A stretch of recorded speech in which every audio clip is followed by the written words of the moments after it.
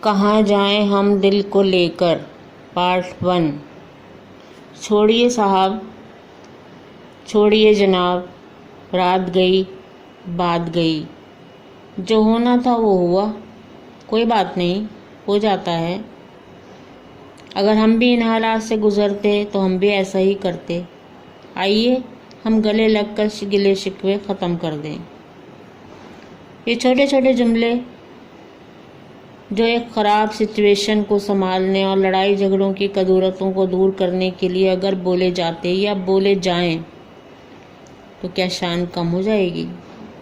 ارے سرکار، کیا سر جھک جائے گا؟ نہیں جناب، آپ دلوں میں گھر بنا لیں گے، کیونکہ انسان بہت ہی خود غرض ہے، کبھی اپنا احتساب نہیں کرتا۔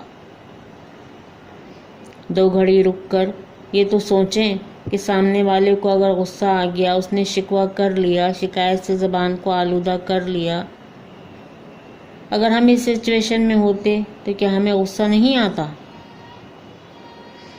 اب چاہے کسی باس کی عنایات، مہربانی اور سہولیات پر ہو کہ ایک امپلائی کو تو مراحت حاصل ہیں اور دوسرے نے اگر اس کے اصولوں کو توڑ دیا تو آپ ناراض، پیشانی کے بل ہی ختم نہیں ہوتے،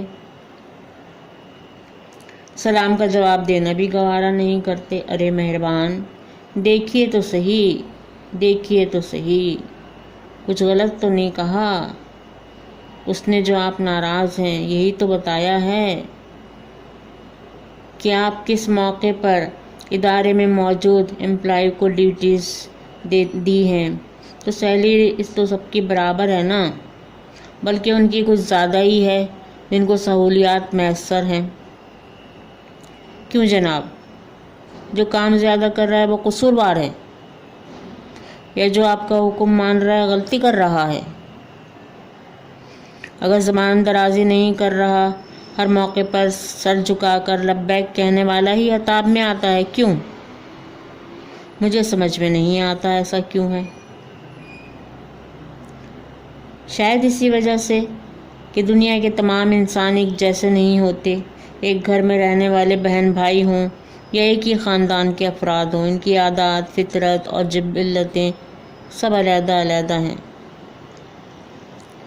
جڑواں افراد بھی اپنی کچھ فطرتوں میں یکساں نہیں ہوتے۔